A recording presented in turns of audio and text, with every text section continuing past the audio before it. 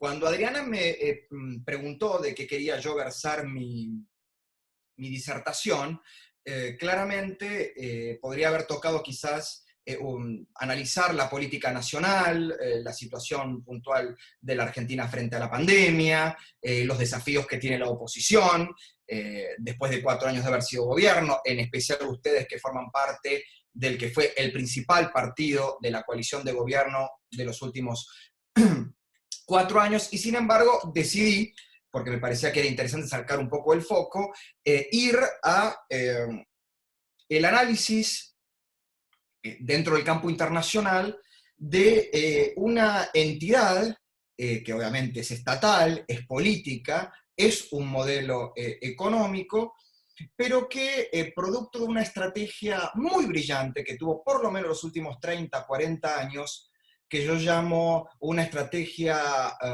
foreign makeup, o sea, una estrategia de maquillaje hacia el exterior, pudo permitir que esta entidad política, económica, cultural, que es milenaria, pero es hoy una potencia hipermoderna, se transforme en uno de los misterios más grandes de la política internacional, por lo menos de aquellos que quisimos poner el ojo ahí, y hablo claramente de la República Popular China, que volvió a estar en el centro ¿no? de la atención internacional tras la famosa guerra comercial, guerra de monedas que tenía con Estados Unidos, producto de lo que yo llamo el Chernobyl chino, que es ¿no? el brote del virus corona COVID-19, que es una cepa, como ustedes bien saben, de la gripe SARS-CoV-2. ¿Y por qué? Porque efectivamente, para quienes hace mucho tiempo venimos estudiando lo que es el fenómeno de la República Popular China desde fines del 70 hasta la actualidad, o sea, desde que vuelve a tomar el mando y la conducción de este gigante asiático, la última dictadura comunista de una extensión, estamos hablando de más de 1.300 millones de habitantes, estamos hablando de 9 millones de kilómetros cuadrados de superficie, estamos hablando de más de 30.000 kilómetros de fronteras, estamos hablando de 30 etnias que conviven, entre comillas, y que desarrollan o intentan desarrollar su vida política, económica, cultural, bajo la égida de un poder absolutamente centralizado, y que, a diferencia de lo que ha pasado con otras dictaduras de derecha o de izquierda,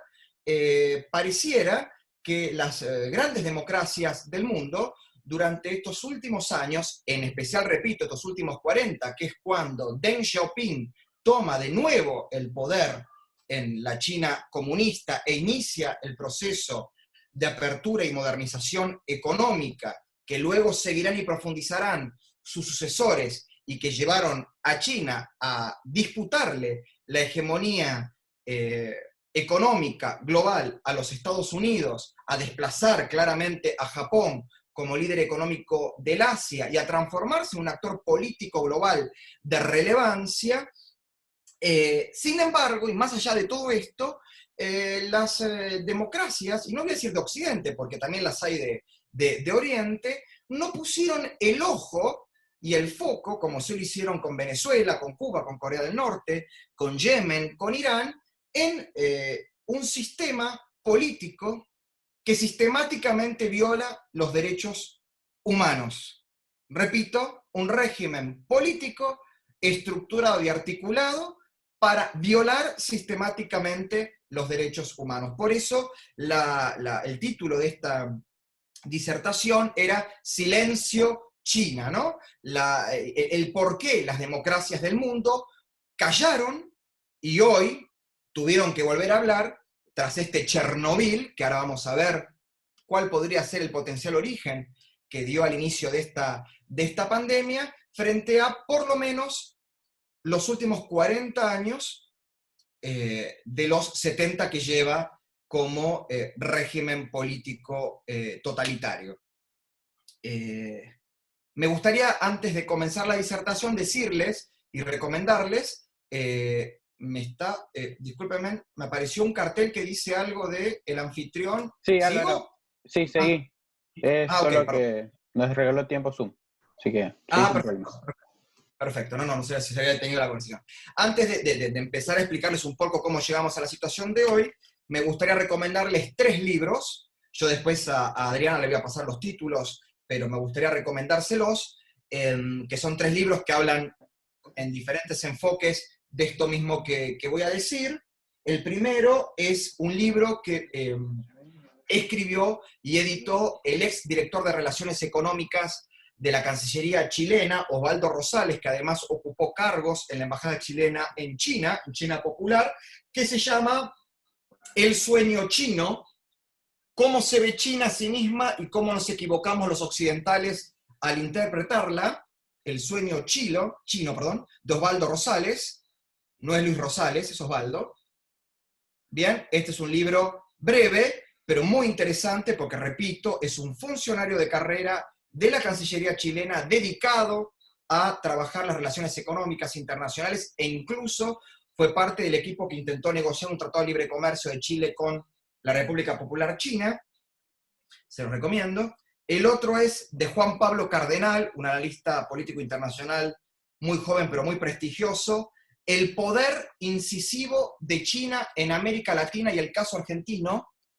El poder incisivo de China en América Latina y el caso argentino. Esto lo edita el Centro para la Apertura y el Desarrollo de América Latina, CADAL, que es una ONG con base acá en Buenos Aires dedicada a la defensa de los derechos humanos a escala universal, de raíz liberal esta organización. Y acá Juan Pablo Cardenal habla de lo que yo después voy a comentar, es el famoso soft power que aplica China para lograr que quienes se llenan la boca hablando de defensa de derechos humanos no le reclamen a China que aplique esos criterios como si se lo piden a otros estados. Y después, obviamente, un libro que si bien es actual, porque la última edición de este libro es del año 2012, digamos, tiene 8 años, es un libro nuevo, pero que se ha transformado ya en un clásico. Además, su autor es, digamos, la figura cúlmine de la política exterior como teoría y como práctica, que es China, de Henry Kissinger, el ex secretario de Estado y asesor de seguridad nacional de Richard Nixon y Gerald Ford, que además fue el propulsor de la distensión entre Estados Unidos y China y la posterior reanudación de relaciones diplomáticas entre ambos estados. Quiero aclararle que este libro recorre la historia de China desde la antigüedad clásica, analiza cómo pensaban la política internacional desde el siglo XVI en adelante, donde China se consideraba el centro de la creación y todo el resto de las culturas y estados eran estados bárbaros, ¿no? Y estados obviamente inferiores a la cultura china, hasta el gobierno de Obama, hasta la política exterior del gobierno de Obama sobre China. Así que este libro para mí es fundamental. Lo pueden encontrar como China, de Henry Kissinger, o en inglés On China, y si pueden, traten de conseguirlo. Los tres están en ebook, para aquellos que, a diferencia mía, que como podrán ver, tengo un gusto por el libro como objeto, lo pueden encontrar en formato digital. Muy bien.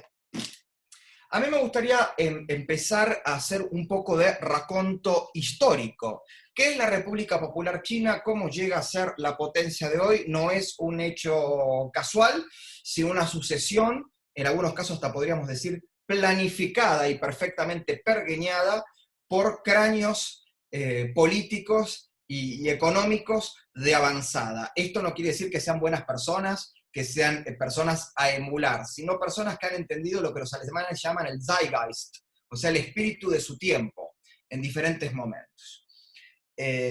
Muchos de ustedes deben saber, en 1911, el imperio chino, regido por la dinastía Manchú, la dinastía Qin, cae por una revolución que se autodenominó en su momento democrática y nacionalista, liderada por el movimiento Kuomintang, conocido también como Partido Nacionalista Chino, que era un movimiento que quería emular al nacionalismo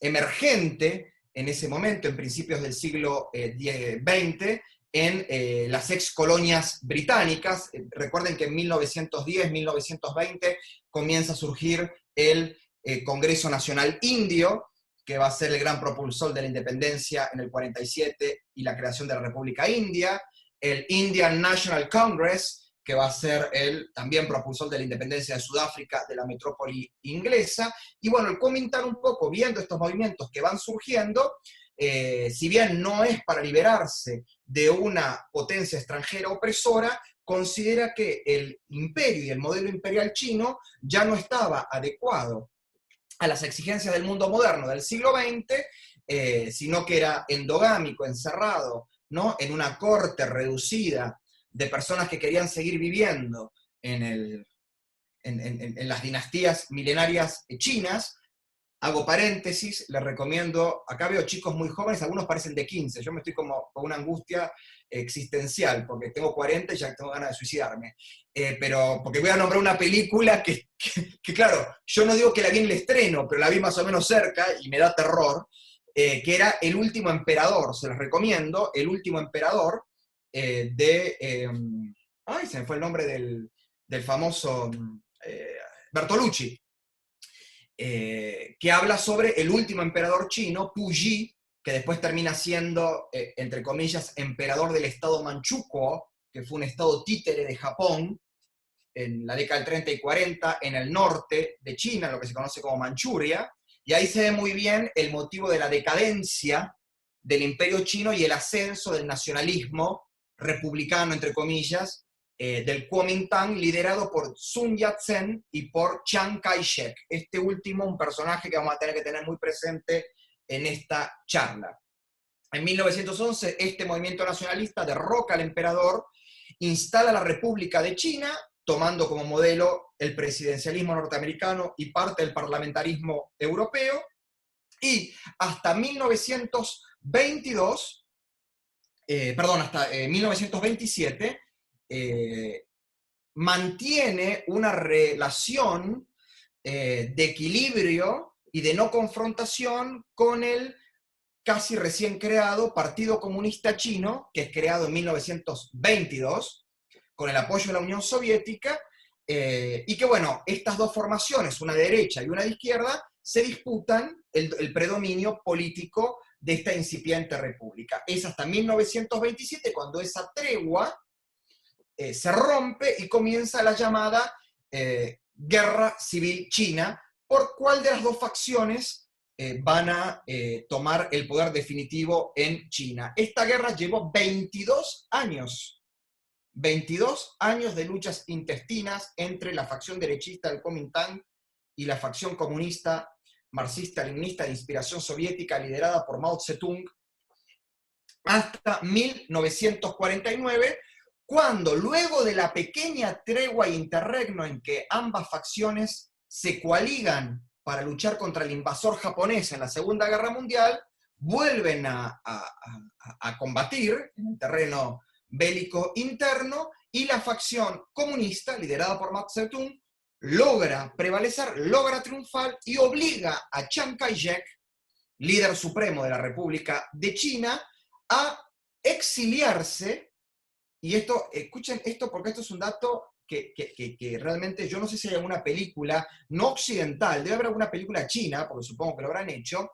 Chiang Kai-shek se exilia con 1,5 millones de chinos, entre comillas, democráticos, más o menos alrededor de 350.000 altos funcionarios, científicos, académicos, militares, ¿no? 1,5 millones, de los cuales 350.000 eran militares, académicos, científicos, políticos, burócratas de todo tipo, a la isla de Taiwán, y donde fundan y refundan la República de China en esta isla que hoy conocemos como Taiwán. Ustedes imagínense en 1949, por aire y por mar, trasladar 1 millón de personas, 1,5 millones de personas, y junto a eso, a la inteligencia de la China de esa época, ¿no? Al mejor capital humano, y como dato de color, Chiang Kai-shek se lleva todo el patrimonio cultural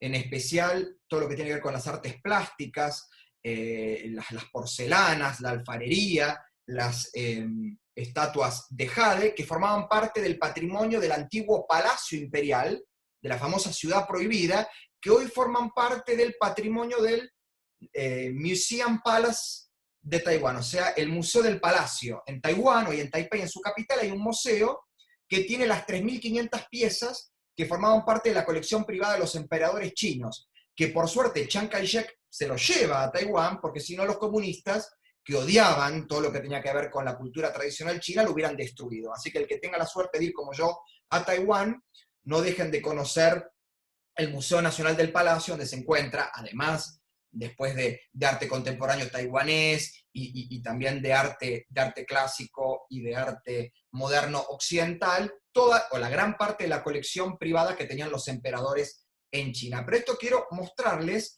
para que vean lo que fue la Guerra Civil China, 22 años de guerras intestinas, con un parate en el medio para combatir comunistas y nacionalistas al invasor japonés, aliado del nacionalsocialismo, que ya había creado un estado títere, como les dije, en el norte, el Manchukuo, gobernado por este Puyi, que había sido depuesto por Chiang Kai-shek y Sun Yat-sen, y bueno, y ver la magnitud de lo que es, ¿no?, el proceso político que han vivido los chinos. Y a partir de 1949, y por lo menos hasta la década del 60, cuando Mao Zedong decide romper, no digo relaciones diplomáticas, pero sí relaciones políticas con el Comintern, o sea, con la Internacional Comunista dirigida desde Moscú, esos 20 años, un poco menos 20 años, China fue una república comunista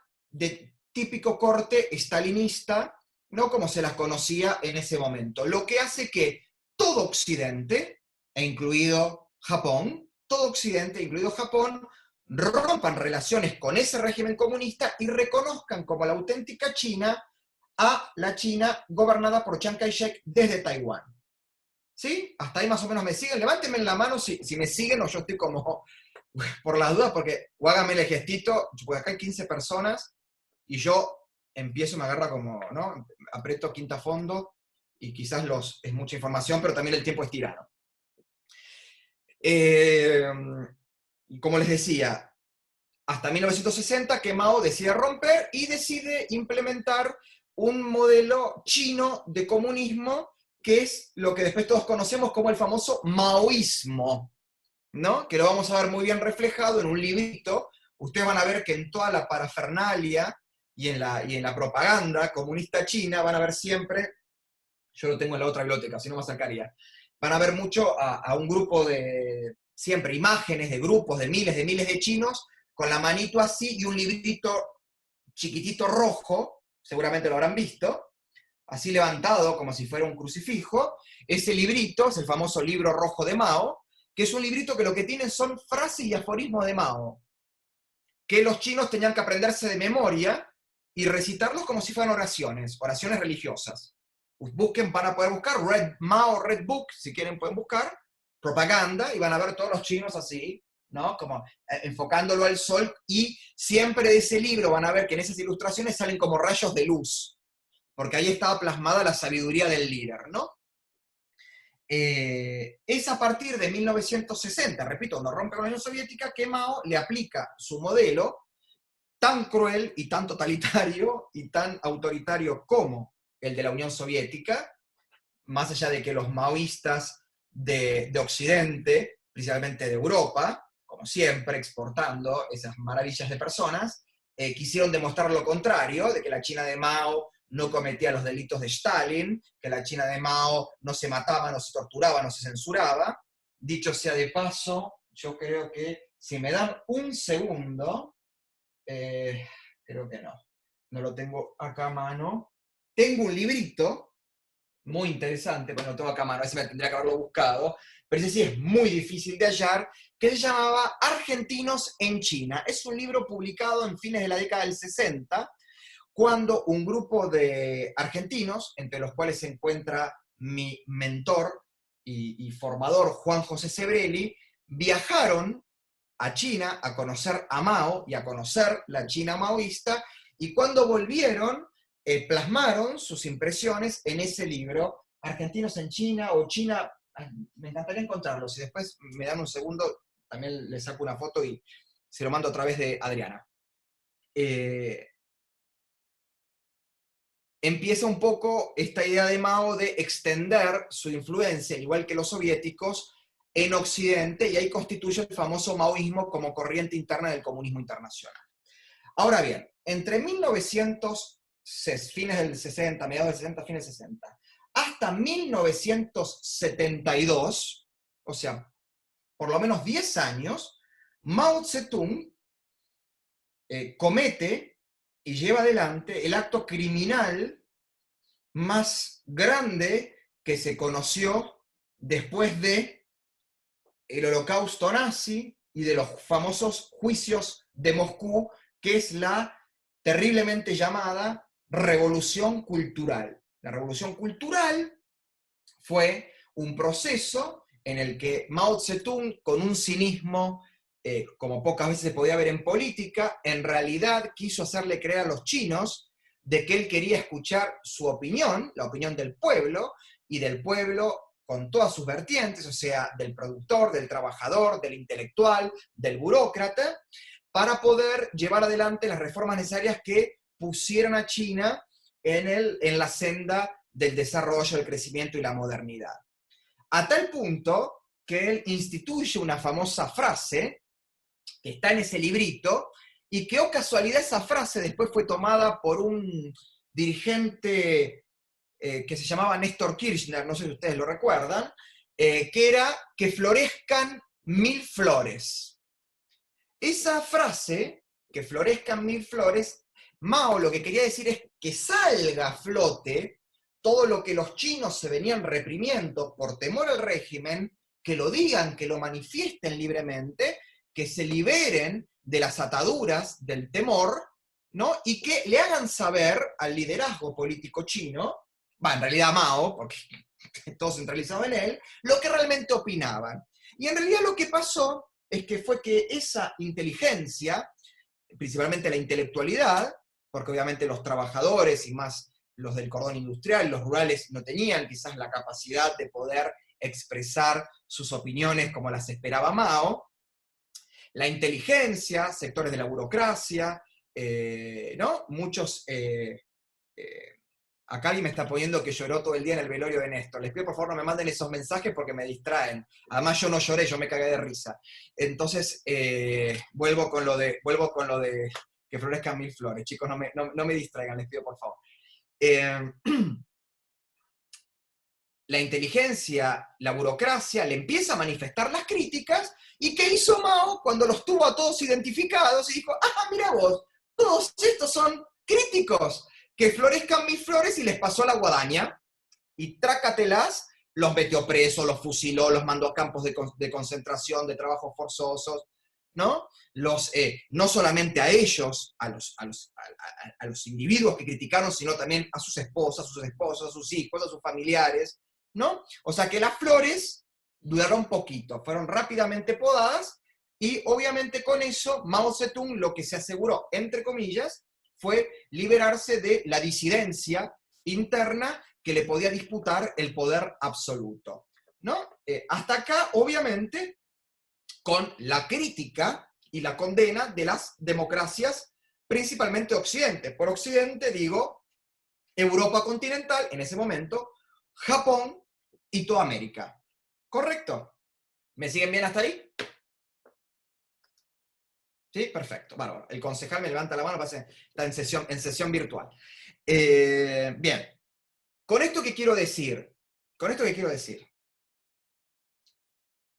En el concepto político del comunismo chino, siempre estuvo presente la idea totalitaria, la idea del mal llamado centralismo democrático. Todos pueden pensar mientras piensen como yo, todos pueden opinar mientras opinen como yo, y todos pueden tener ideas mientras sean las mías.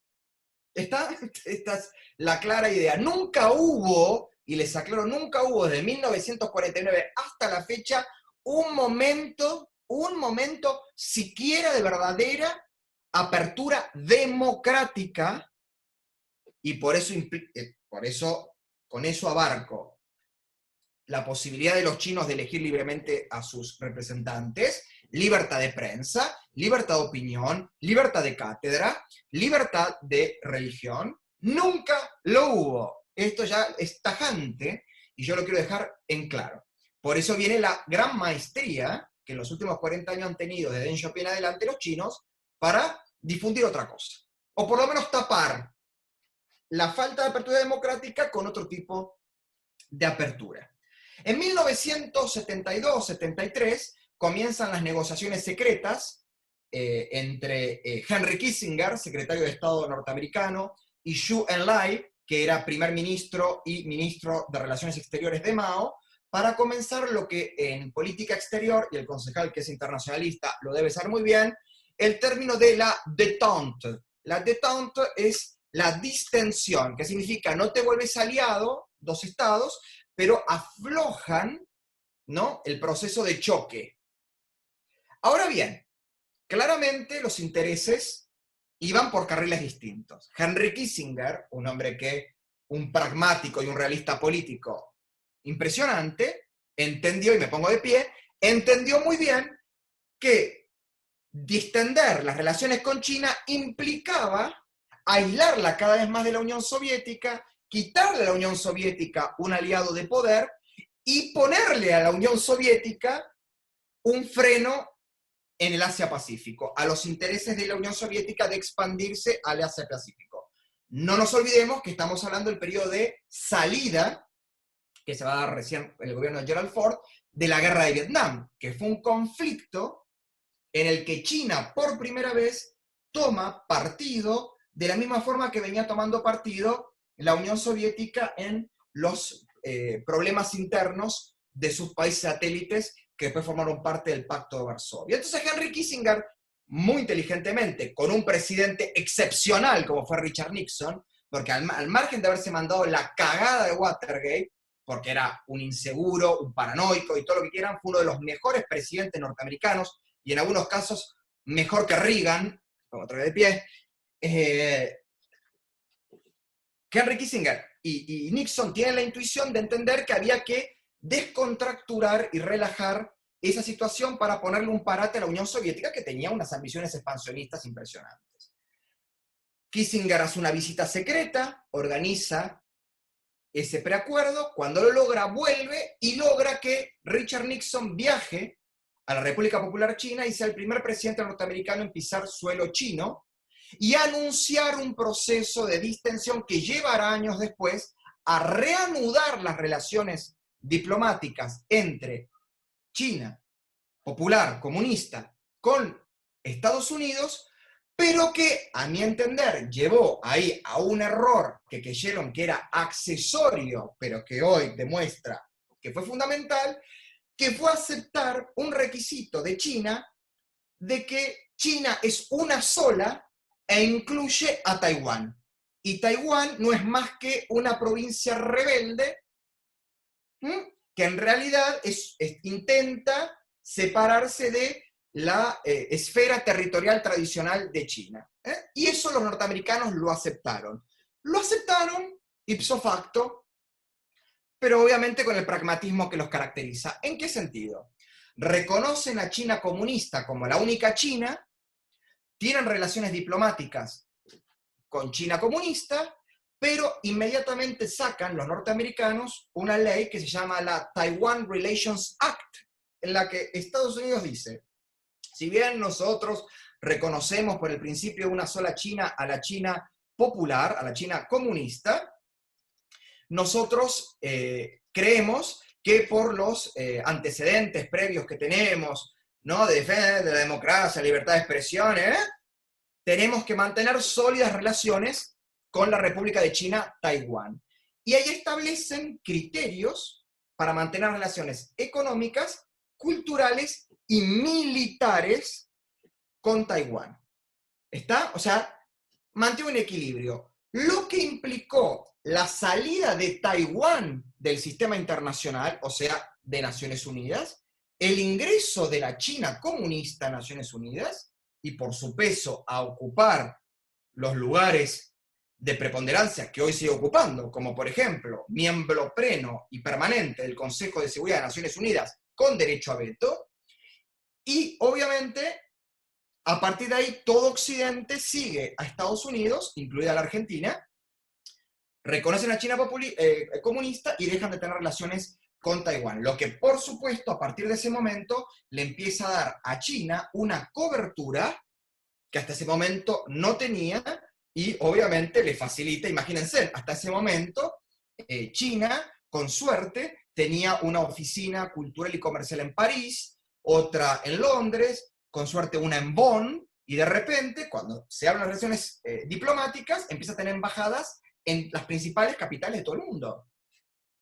Lo que a nosotros nos parece un mero cambio administrativo, fue un salto cuantitativo para la presencia de China en el mundo. Y ni hablemos un país que, como repito, una dictadura totalitaria, tan o más violadora de los derechos humanos que la Unión Soviética, y sin embargo, pareciera que, bueno, eso no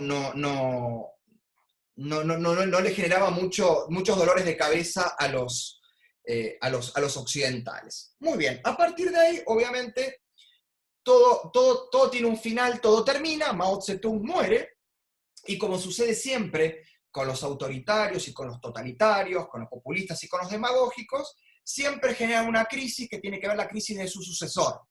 Comúnmente, estos tipos de dictadores lo que no generan son sucesores. Entonces, al morir, empieza una guerra interna para ver quién se queda con el poder.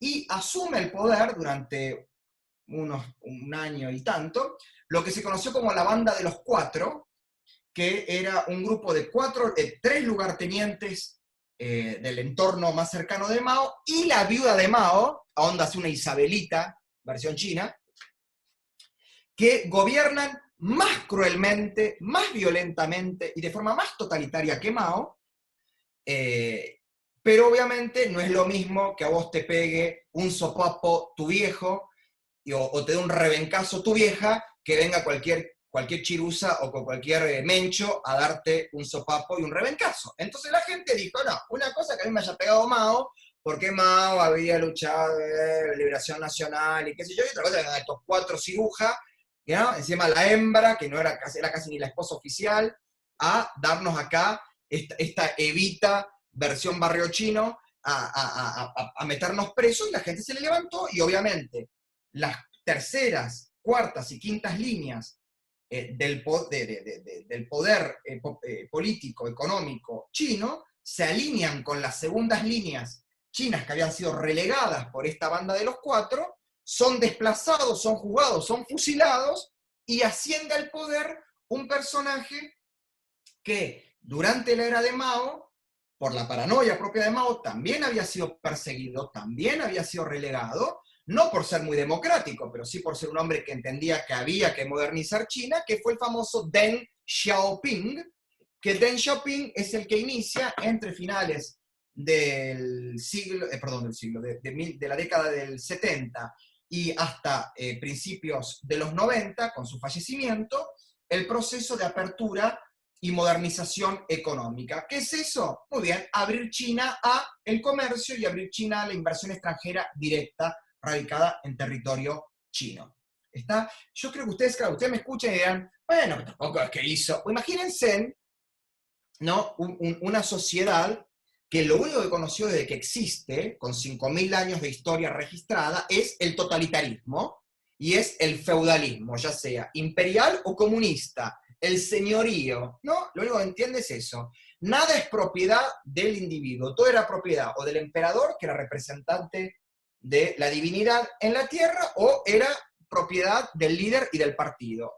Y de repente viene un tipo que dice, bueno, vamos a empezar a generar pequeñas y medianas empresas, que en China implica empresas de 5.000, 7.000, 8.000 empleados, ¿no? Porque la proporción china es distinta a la proporción occidental. Vamos a permitir que vengan los occidentales a invertir, vamos a permitir que los chinos empiecen a viajar al exterior y a formarse en las ciencias sociales y en las ciencias puras y aplicadas, en Occidente y traigan todo ese conocimiento acá.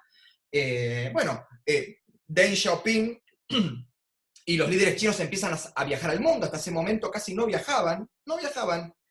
Los líderes comunistas, como con suerte, viajaban a algunos países de la órbita soviética, algún país comunista, viajaban a Yugoslavia, a Rumanía, a Hungría, pero no viajaban, y de repente el mundo se empezó a llenar de comitivas y delegaciones chinas que iban y firmaban acuerdos comerciales, acuerdos culturales y políticos, y esto obviamente fue un vuelco de 180 grados que llevó a China efectivamente a un proceso de crecimiento y de desarrollo económico sin parangón en la historia mundial en tan poco tiempo. Claramente, ¿por qué? Porque obviamente el régimen autoritario no dio margen a que nadie se oponga a esa reforma de apertura, porque, como bien sabe un chino, no hay nada peor que un chino para castigarte. Entonces, calladito toda la boca, y además, imagínate, venís de comer arroz, de estar toda la vida con la cabeza gacha, y de repente lo que vos, que eras un analfabeto, y que lo único que te enseñaban era repetir la frase de Mao, te permitan ser dueño de tu tierra, entre comillas, quedarte con el 30-40% de la ganancia de lo que producís y vendés, que tus hijos vayan a la universidad y hasta incluso puedan ir al extranjero, y que después se transformen en profesionales o en empresarios, claramente para esa gente era el paraíso lo que Deng Xiaoping había creado. Muerto Deng Xiaoping, asume la jefatura del Estado. Ahora voy a explicar cómo funciona el aparato político, pero esto lo tengo que explicar porque es interesante que ustedes vean que China no llega por osmosis a donde llega, sino que es una decisión estratégica y claramente de mediano y largo plazo, implementada de manera autoritaria. Pero no le vamos a quitar el mérito de la visión estratégica. Muere Deng Xiaoping, que tenía un ego más grande que el mío, y miren que eso ya es bastante que decir, a tal punto que él donó su cerebro para que la ciencia lo estudie.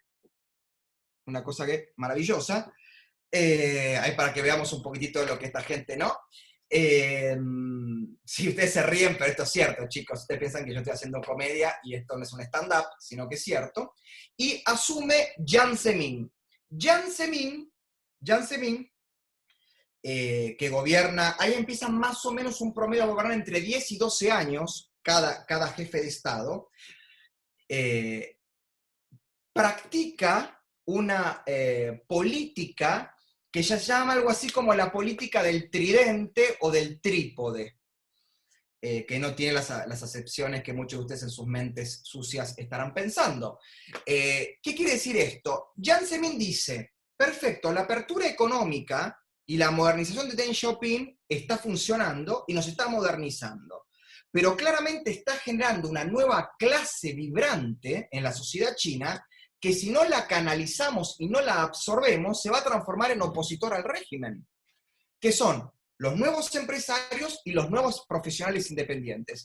Entonces él dice, bueno, vamos a reformar los estatutos del Partido Comunista, que está en la cúspide del poder del régimen, ahora lo vamos a ver, y decide que ya el Partido Comunista, en sus estatutos, no va a ser solamente el auténtico y único representante de la clase trabajadora y quien la dirige hacia el paraíso socialista, sino que además va a ser representante de los trabajadores, de la intelectualidad y del empresariado. Entonces, en todos los órganos de poder del Partido Comunista se reformaron los estatutos para que el empresario y la intelectualidad tengan, en una proporción adecuada, que no ponga en riesgo a la burocracia política del partido, su representación. Entonces, obviamente, como es el dicho, si no puedes contra ellos, te les unís. Empezaron a capturar a toda esta casta nueva de profesionales y de empresarios, estos nuevos multimillonarios como el tipo Jack Ma. Bueno, Jack Ma obviamente es más joven, pero los hubo otros antes. Y con eso, obviamente, Jiang Zemin en esos años no solo favoreció a profundizar la reforma económica, que además mejoró los estándares de vida. Se calcula que entre Deng Xiaoping y Jiang Zemin, o sea, en los 25 años que gobernaron más o menos en total, los dos, 350 millones de personas salieron de la pobreza y transformaron en clase media. 350 millones de personas. ¿Bien? Ahora, eso que era un gran logro, además ayudó a estabilizar al régimen y evitar la oposición interna. Ahora bien, hoy sabemos que durante el gobierno de Jiang Zemin, que creo que vive todavía, que tiene como 95, 97 años, profundizó el aparato represivo contra la disidencia política, religiosa, y podría nombrarles casos paradigmáticos. Uno, por ejemplo, la persecución, represión y casi exterminio de la minoría uigur del norte de China, que es la minoría que practica el Islam, y el otro, la persecución que hace a la escuela budista taoísta conocida como Falun Dafa o Falun Gong, que es un movimiento que llegó a tener casi 100 millones de practicantes, fundado por un ex miembro del Ejército Popular de Liberación, que es la Fuerza Armada China, que los chinos consideran obviamente un agente de desestabilización para el régimen. Se va Jiang Zemin y llega Hu Jintao. Hu Jintao, ¿qué dice? Está muy bien lo que hizo Deng Xiaoping en relación a la apertura democrática, está muy bien lo que hizo Jiang Zemin en incluir a los nuevos sectores emergentes de esa reforma. Ahora necesito que esas dos cosas se canalicen a lo que Occidente está viendo muy bien, que van a ser los grandes desafíos del siglo XXI, que es la innovación y el desarrollo. O sea, poner todo el capital intelectual, humano y económico al servicio del desarrollo científico-tecnológico de China. O sea, transformar a China en una potencia tecnológica como Estados Unidos o como Japón, que a la par que tenemos una IBM, un AT&T, un Verizon, ¿no? Y entonces Microsoft, y en Japón tenés Mitsubishi, Sony, Atari, en China tenía que haber lo mismo. Y todos sus años de gobierno los dedica a redireccionar la política económica al servicio de eso, lo que empieza a transformar a China en un germen, ¿no? Un caldo de cultivo, una incubadora de empresas tecnológicas que algunas se hicieron famosas últimamente, como por ejemplo Huawei, ¿no? O Xiaomi, o muchas de las empresas que brindan servicios de informática o de telefonía celular. Bien, se va Hu Jintao y asume Xi Jinping, el actual jefe de Estado chino. Y acá voy a parar, porque ahora sí voy a explicar cómo funciona, y ahí esto me parece que es crucial para poder entender por qué China pasa lo que pasa. A diferencia de los regímenes... ¿Alguien levantó la mano? No sé si alguien que levantó la mano. Isaías me pareció como que hizo así. Ah, sí, es el Jopo, se acomodó el Jopo. Ok, perdón. No me he dado cuenta. Estaba... iba a explicar cómo funciona el orden político chino. El orden político. Bueno, a diferencia de lo que pasa con las dictaduras de extrema derecha o nacionalistas, donde parten de la premisa fascista de dentro del Estado todo, fuera del Estado nada, o sea, la administración pública, la economía, el sector privado en el margen que se lo permita, la religión, la sociedad civil y el partido de gobierno son ramas del Estado, ¿correcto? Uno puede recordar, por ejemplo, que en el régimen fascista, el Consejo de los Fallo, o por ejemplo, en el falangismo, en el régimen de Primo de Rivera, lo que sería el Congreso, ¿no? La Cámara de Diputados, era una cámara corporativa. Había 30 representantes del empresariado, 30 representantes de la universidad, bien corporativo, ¿no? Eso era muy típico de los regímenes nacionalistas o de extrema derecha. En cambio, los regímenes comunistas se estructuran en forma triangular, ¿no? Donde en el vértice superior, ¿no? Y como si fuera una fuente de energía que emana hacia abajo, se encuentra el partido. Está el partido. En este caso, obviamente, los partidos comunistas. El partido es la vanguardia de los trabajadores. El partido es el guía del pueblo. El partido es quien decide qué es y qué no es el Estado, qué es y qué no es la justicia, qué es y qué no es la cultura oficial. Eso es el partido, ¿está? Y debajo del partido encontramos, y debajo y subyugado al partido, la administración pública, la economía, las Fuerzas Armadas, la cultura oficial, pero entienden la diferencia, ¿no? Mientras en los regímenes nacionalistas y de extrema derecha es el Estado el que engloba todo, ¿no? Y dentro de él está todas las expresiones que conocemos de la vida humana organizada. En el comunismo, o por lo menos en estos regímenes estalinistas, maoístas, es triangular y es el partido casi como una iglesia, ¿no? Casi como un culto, como una secta, y ahora van a ver cómo se estructura, porque estos tipos la tenían muy clara, para poder hacer, es ahí donde emana la verdad revelada a todos los órdenes que organizan la vida cotidiana, en este caso, de los chinos.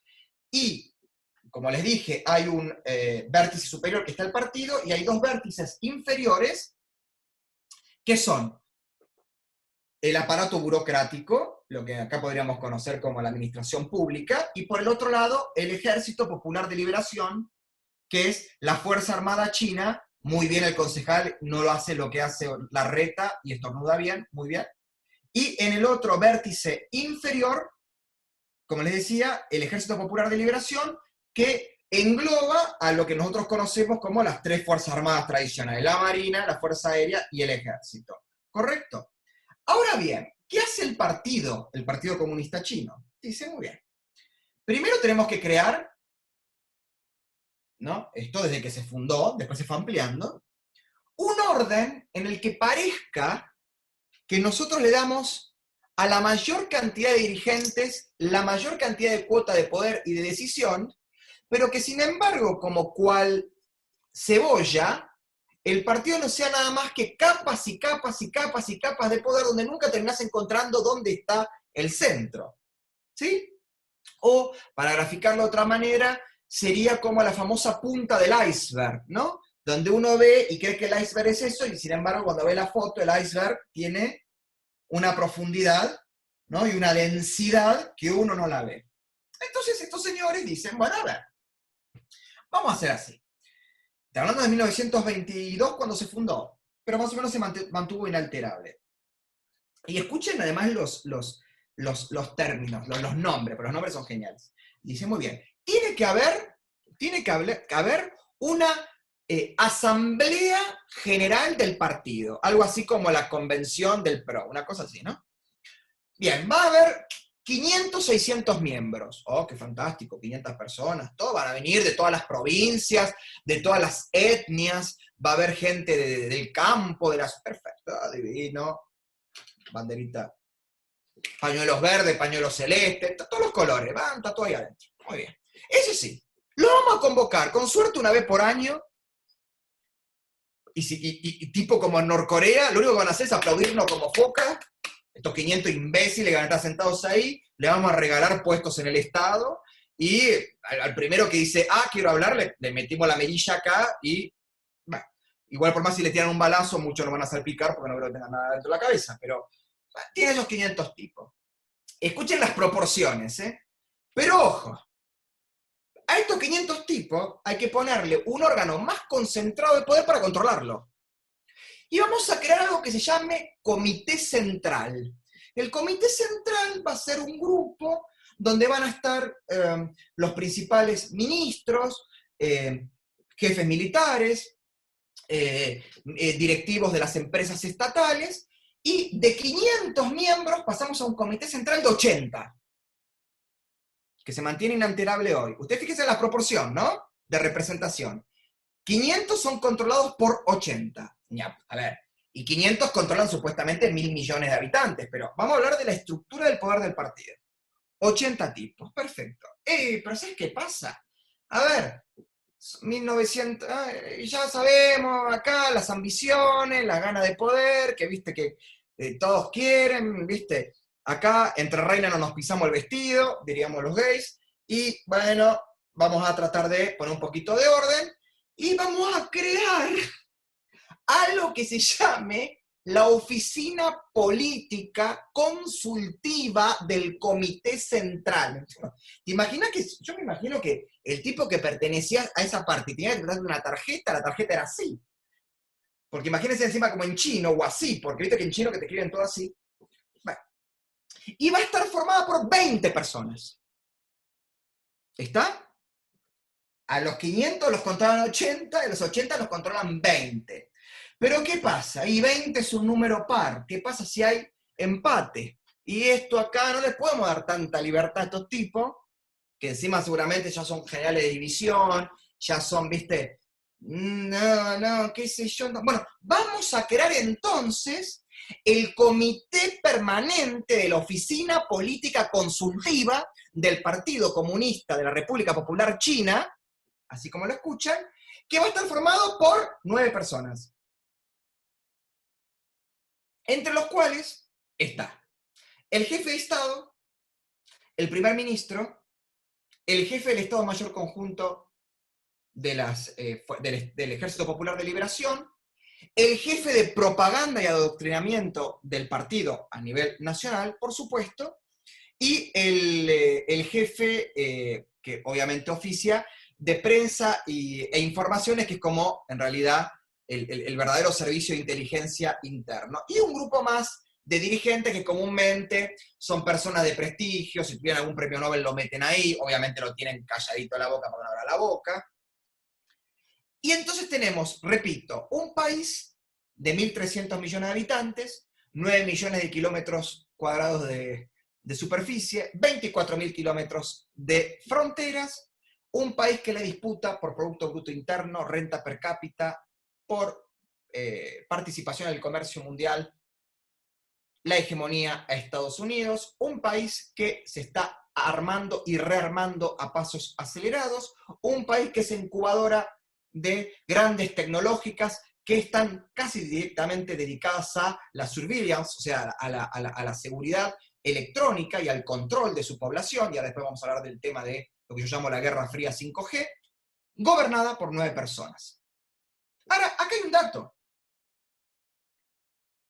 Hasta Hu Jintao, o sea, el líder y jefe de Estado anterior al actual líder de la China popular, comúnmente ese líder era jefe de Estado, secretario general del partido, o sea, primero secretario general del partido y después jefe del Estado, y nada más. Y otros cargos de relevancia, como por ejemplo, presidente de la Comisión Militar Central, que es la encargada desde el partido de monitorear lo que hacen las Fuerzas Armadas, lo dirigía otro dirigente, y lo mismo pasaba con las áreas de control y adoctrinamiento. Por primera vez en la historia china, ni siquiera Mao, Xi Jinping es jefe de todas las áreas del partido.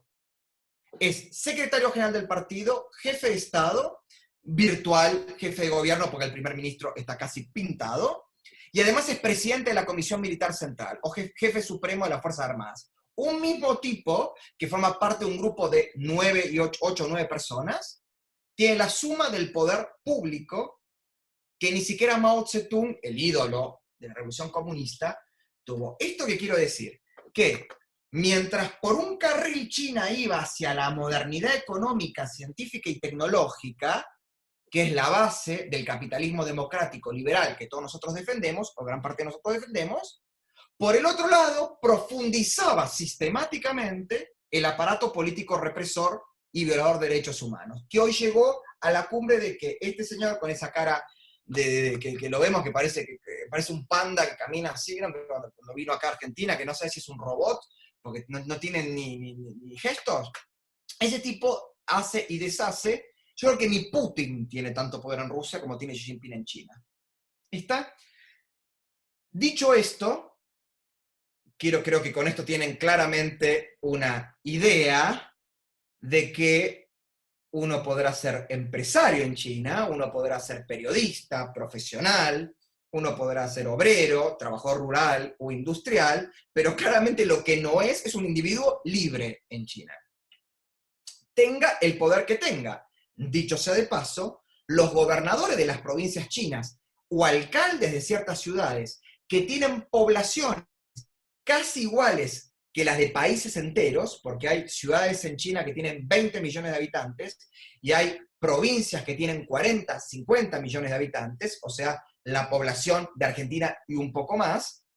Cuando entran a competirle el liderazgo a estos dirigentes, automáticamente son denunciados de corruptos, de pedófilos o algo, van a una cárcel y aparecen colgados y suicidados, ¿no? Como bien saben hacer estos regímenes acá, allá en China o acá en Argentina cuando te filtran a un fiscal. Entonces, ¿por qué planteo todo esto? Porque lo que sucede con el coronavirus, que yo hace 6 meses, no sé, ¿alguno vio el video en el cual yo hace 6 meses, en octubre, dije que iba a haber una crisis, estuvo circulando mucho? Yo tengo un programa con Emanuel Danan todos los lunes a las 23 horas por radiosonica.com.ar, pueden sintonizar. Yo en octubre del año pasado, leyendo un informe del Ministerio de Salud de Taiwán, informo que Taiwán estaba rogándole a la Organización Mundial de la Salud que por favor le permitieran participar como observador de la Asamblea General de esa organización para denunciar la investigación, entre comillas, que estaba haciendo China de manera bastante dudosa sobre sobre virus de base de cepa gripal, que no se sabía si era para encontrar vacunas o para sintetizarlos en armas bacteriológicas. Esto lo dije yo en octubre del año pasado. Y además informé que, según el informe, para la redundancia, eso estaba sucediendo en el centro-sur de China. Yo no tenía el nombre Hubei o Wuhan, pero el centro justamente es la zona donde estaría el famoso cordón de instalaciones militares dedicadas a lo que yo llamo la construcción, o mejor dicho, el complejo militar de la nueva Guerra Fría 5G, o la nueva Guerra Fría virósica. Ahora voy a explicar por qué. Entonces, ¿se imaginan que en un estado donde no existen el control de poderes, no hay organismos de control, la sociedad civil no tiene capacidad de crítica, cualquier posibilidad de que suceda un Chernobyl producto de la inoperancia y la ineficiencia y la falta de control de la burocracia, o producto de que el sistema degeneró a un totalitarismo tal de que el régimen no tiene ni pudor en esparcir un virus para probarlo en su propia población, generar, ya sea una vacuna para después exportarla al mundo, porque como bien diría mi amiga Antonella Martí, la característica que tiene el comunismo es que te rompe las piernas para después venderte las muletas, y encima le tenés que decir muchas gracias. O, punto número 3, esto no fue un virus que incluso hasta lo soltaron a propósito para vender una vacuna, sino que lo que probaron fue un arma bacteriológica. Que ahí demostraría que a China habría que declarar la guerra como a la Alemania nazi. Correcto. Yo me pregunto todavía dónde están los 2 médicos que denunciaron, que avisaron que esto... No que denunciaron que se estaban sintetizando virus, ¿no? En Wuhan, con fines que no sabían, sino que anunciaron de que se estaba esparciendo un virus que ellos reconocían que tenía baja letalidad, pero que tenía una alta tasa de contagio y que no iba a poderse contener en territorio chino. ¿Dónde está esa médica? ¿Dónde está ese médico? Vamos a tener tipo en Esperando la Carroza, la vieja que entra al velorio y dice, ¿dónde está mi amiga? ¿Dónde están los médicos? ¿Dónde están los médicos? Que nosotros nos caga risa y estos, como diría China, comunistas muertos de hambre, nos tienen encerrados hace 40 días porque no sabemos si va a haber vacunas, si va a haber inmunización colectiva, Bueno, no sabemos nada. ¿Por qué? Porque Fronteras para Adentro es un régimen totalitario que se caga en absolutamente todo. Pone derechos humanos en Google, te salta una alerta y mejor anda buscándote la cueva donde tenés que esconder porque te van a aparecer en tu casa y vas a quedar chau fan, hecho. O los dumplings van a ser con vos. O sea que Google, Yahoo, todos los buscadores. Después te inventan buscadores de un chip controlada. ¿Querés, no sé, estoy pensando cualquier cosa, podría poner cualquier cosa de la vida cotidiana que tienen absolutamente controlada. Ahora bien, el problema de fronteras adentro está perfecto en el sentido de que es lógico que si hay una dictadura, la dictadura ejerce su poder. Ahora, ¿qué está pasando fronteras afuera? ¿Dónde carajo estuvo Europa Occidental? ¿Dónde carajo estuvo Estados Unidos? ¿Dónde carajo estuvo América Latina, que se llena la boca hablando de que tiene una política exterior basada en la defensa irrestricta de los derechos humanos, en un idealismo que ni Woodrow Wilson hubiera tenido? ¿Está? ¿Y dónde están los organismos de Naciones Unidas, que en cuya carta fundacional dice que fue creada para evitar la guerra y para que la libertad y la vigencia de los derechos humanos sea aplicada en todo momento, en todo lugar, sin distinción de cultura, religión? ¿No? ¿Dónde están? ¿Dónde está la Comisión, el Consejo de Derechos Humanos de Naciones Unidas? ¿Dónde está la UNESCO? ¿Dónde está la Organización Mundial de la Salud? ¿Dónde están la FAO? ¿Dónde están? Están en China. ¿En qué sentido? Están controladas por China. Y a las pruebas nos remitimos. Los últimos directores de estas organizaciones fueron propuestos mayoritariamente por China y acompañados por los idiotas útiles que tiene en algunas democracias de Occidente, y en especial por los países que han transformado en satélites, en especial en el Cuerno Sur de África y en el sudeste asiático, que los tienen como títeres, producto de que China va, te pone 800 millones de dólares de inversión y después te hace firmar un convenio de comercio para que vos tengas que terminar comprándoles por 3.000 millones de dólares. Va China y te pone 200 millones de dólares en el Congo para invertir en minería, pero eso, y obviamente te generan, no sé, 3.500 puestos de trabajo, que en el Congo, ¿te imaginas? ¿Está? No van a venir a vender billutería acá corriente, los senegaleses, los congoleses. Se quedan allá sacando litio, pero te meten en el convenio que el Congo o Senegal tienen que proveerle el 45% de la producción que es de litio que necesita China para producir los celulares y las computadoras que después les revende a Occidente. ¿Eh? Entonces, acá es donde yo me pregunto, ¿no? ¿Qué pasó? ¿Qué pasó? ¿Qué pasó? Y acá hay un gran debate ético-político que tiene que ver, y en especial aquellos que somos defensores de la libertad o de las ideas de la libertad, que es un gravísimo error creer, o mejor dicho, entender como aceptable que puede haber libertad económica sin libertad política, de la misma manera que criticamos que no puede haber libertad política sin libertad económica. Y esto es lo que pasó, y Occidente se arrodilló ante China porque entendió que la apertura económica implicaba apertura democrática, que nadie vio. ¿Por qué? Porque Tíbet sigue dominado por la China comunista, su líder natural, Dalai Lama, está exiliado en la India.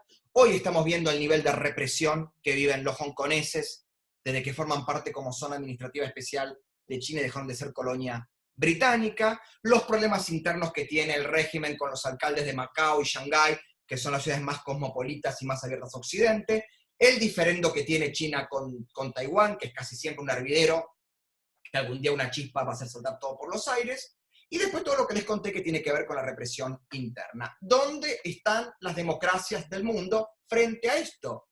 ¿Dónde están todavía los organismos internacionales pidiéndole explicaciones a un país, a un Estado, que olvidémonos de que ya es vergonzante que forme parte de Naciones Unidas y de sus organismos y agencias dedicadas a la salud, a la educación y a los derechos humanos, porque obviamente poco le interesa eso?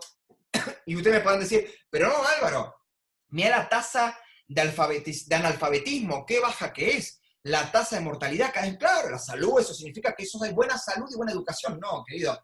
Mira, si hay algo que necesitan las dictaduras es eliminar el analfabetismo, porque si no eliminan el analfabetismo no tienen manera de adoctrinar a la gente.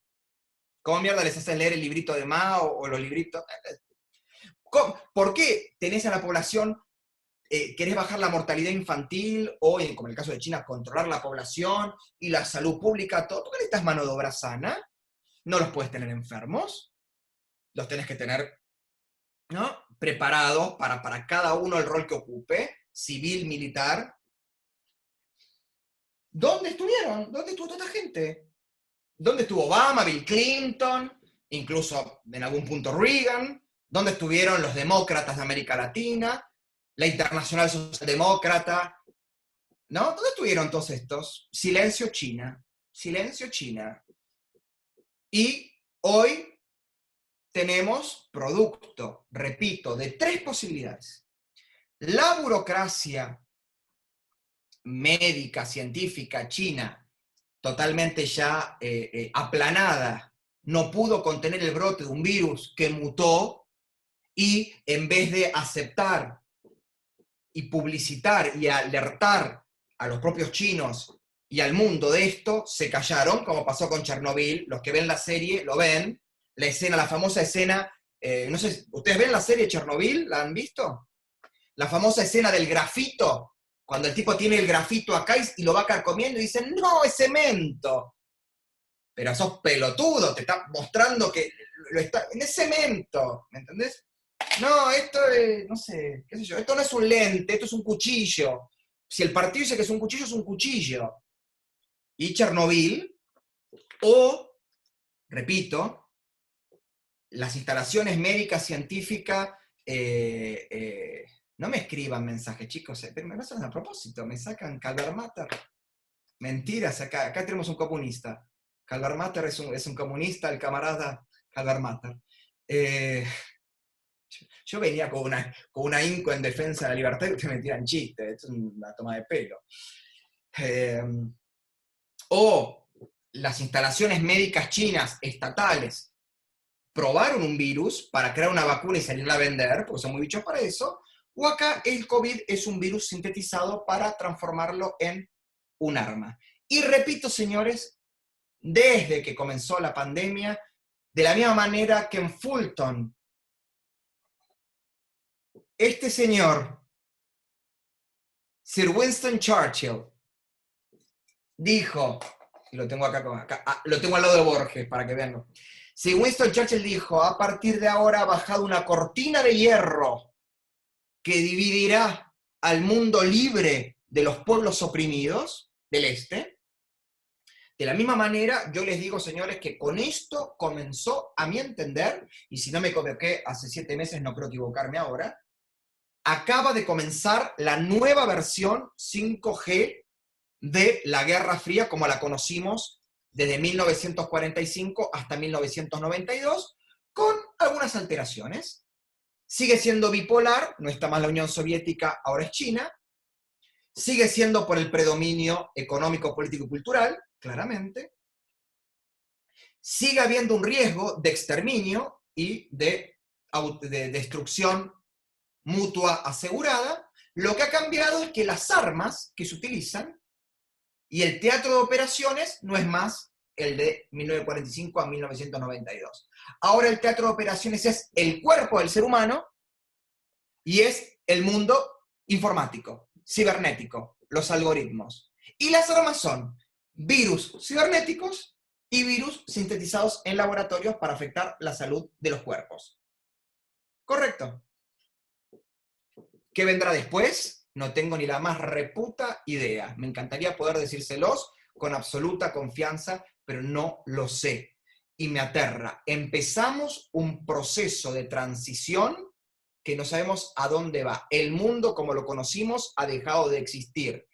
Y creo, si a mí me preguntan, que efectivamente el mundo democrático, el mundo libre, va a tener que replantearse una organización a escala internacional donde solamente participen los estados democráticos y que obliguen a aquellos que no lo son para que tengan los beneficios del comercio y de la integración, acelerar sus reformas democráticas y puedan ingresar a ese sistema, y cada vez más aislar a los estados autoritarios o que se arrodillen ante el régimen económico chino, y acá en este libro se ve perfecto, en el de el poder incisivo, el soft power, o no sé de qué será de nosotros.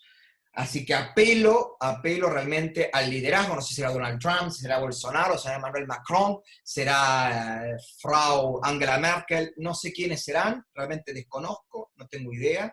Esto viene para rato, viene para quedarse. repito, lo que antes conocíamos como el campo de operaciones terrestres, de los checkpoints, del espionaje, a los James Bond, de la disuasión, de las crisis de misiles, de la guerra de desinformación, Radio Europa Libre, Radio Pueblos Libres, o sea, que iban hoy el campo de operaciones es esto, muchachos. Nuestros pulmones, nuestro corazón, nuestros órganos y de donde estamos hablando. Nuestras computadoras, nuestros celulares. Yo tengo un Samsung por la duda. Ahí viene la guerra. ¿Y saben qué es lo más paradójico de todo esto? Que a diferencia del campo de guerra tradicional y circunstancial de la antigüedad clásica, que se establecía puntualmente para evitar, quizás teniendo en cuenta la premisa kantiana de que nunca podés destruir a tu enemigo porque si no tenés con quién firmar la paz, vos también perdiste. Los campos de batalla estaban definidos geográficamente y muy puntualmente, ¿no? Hoy, los adversarios, los enemigos, y además los que quedan en el medio, ya están metidos en el campo, ya estamos, obviamente nuestros cuerpos los portamos, y todos estamos absolutamente digitalizados, absolutamente algoritmizados, absolutamente googlealizados. Y quiero saber cómo vamos a hacer ahora nosotros, como seres humanos, si no queremos formar parte de esta disputa y no queremos formar parte de ningún bando, para desconectarnos y vamos a terminar siendo tipo Jones Walla, viviendo el hermano Jones Walla, viviendo ahí en el RAM, y es ridículo. No lo vamos a poder lograr. No nos vamos a poder aislar de eso. Entonces, 2 desafíos, o 3 desafíos. ¿Cuál es el mundo que viene? ¿Quién va a liderar esa transición? Y en el medio, ¿cómo vamos a sobrevivir los que quedamos en el medio? Yo voy a tomar bando, pero poner los que quieren quedar en el medio. Una guerra que, repito, es fría, porque no va a ser termonuclear, ni al nivel de virulencia que se esperaba en los sueños apocalípticos de la década del 50, 60 y 70, pero que va a suceder en 2 ámbitos que nosotros no nos podemos eludir, salvo que nos transformemos en unos luditas antitecnológicos. Por un lado, nuestros cuerpos, salvo que seamos tipo Johnny Depp en Transcendence, y nos vayamos a... ¡Tampoco! Porque si somos Johnny Depp en Transcendence, nos tenemos que ir a las computadoras. Y nos vamos a las computadoras y vamos a estar en medio de la batalla cibernética. Parece de ciencia ficción, muchachos, pero les juro que esto es así. China tiene 350.000 antenas 5G dedicadas exclusivamente para una palabra que les va a encantar: ciberpatrullaje. Y acá se está jugando el destino de la raza humana como especie, que puede tener 2 destinos, claramente. Uno es un destino de progreso continuo, como viene en los últimos 150 años, con sus bemoles, aciertos y errores, tratando de no repetir los errores del pasado, o yendo a una distopía tipo Blade Runner, o tipo Mad Max, o tipo, ¿cómo se llama el otro que leía mucho de Neil Stephenson? Cryptonomicon, o el otro, Neuromancer, yo soy fanático de la ciencia ficción, ¿está? Donde, claro, vamos a decir, pero mirá los avances tecnológicos, el transhumanismo, vamos a tener en los ojos, en vez del Google Glass, lo vamos a tener en la retina, vamos a poder tener órganos simbióticos que sean obviamente cibernéticos, acabó el cáncer, todo, pero cuando se les ocurra hacen así, de repente el líder es bueno, el líder es bello, no hay voluntad, olvídate de ello. Entonces, y se acabó la joda. Entonces, es bueno que tengamos estas charlas y estos diálogos, no para desmoralizarnos, no para sentirnos apocalípticos, no para sentirnos conspiranoicos, porque repito, acá yo les estoy hablando de datos que son públicos, y yo lo comenté hace 8 meses atrás, y yo no soy Nostradamus. Y si Álvaro Ciccarelli, un puto en el fin del mundo, pues si hay un papa en el fin del mundo, también hay un puto en el fin del mundo, en una radio digital, en Congreso, Callao y Bartolomé Mitre, pudo leer un informe del Ministerio de Salud de Taiwán informando que estaba sucediendo eso en China, me imagino que, por ejemplo, la famosa organización conocida como los 5 ojos, que reúne los 5 servicios de inteligencia más poderosos de Occidente, también lo sabían. Si Álvaro Ciccarelli tenía esa información, yo quiero creer que el señor Macron, la señora Merkel, el señor Putin, el señor Shinzo Abe también lo sabían. Y acá hay responsabilidades políticas. Y lo mismo el empresariado, que ustedes saben muy bien que hacen inteligencia estratégica y que tienen información tanto o más acertada que la que tienen los servicios de espionaje estatal.